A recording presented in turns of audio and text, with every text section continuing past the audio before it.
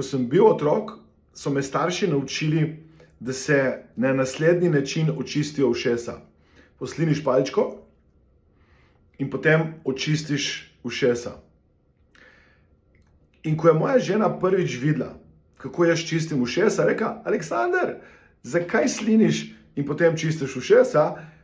Zakaj ne greš pod vodo, zmočiš palčko in potem s to čisto vodo čistiš ušesa? Zdaj, jaz ne vem, v katero kategorijo pašete vi.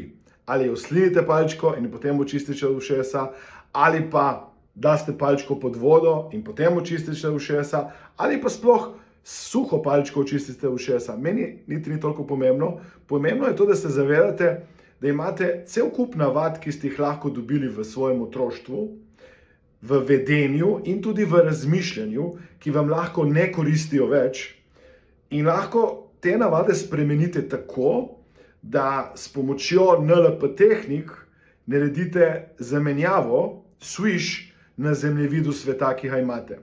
Če bi se radi naučili, kako tehnike NLP-ja delujejo, vas vabim na brezplačno 4-dnevno delavnico, za katero obljubim, da si bom prej očistil ušesa. Zdaj ne bom dal palčke noter, ker ne vem, kaj pade ven, vendar vas vabim, da pridete na to brezplačno 4-dnevno delavnico, ker vas bom naučil povsem brezplačno, brez obveznosti, skrivnost programiranja uma s pomočjo tehnik NLP-ja. Spoznali boste orodja, ki vam koristijo pri temu, da pomagate sebi ali drugim, zato vabljeni, da se prijavite. Udeležba je povsem brezplačna, komaj čakam, da se vidimo na drugi strani.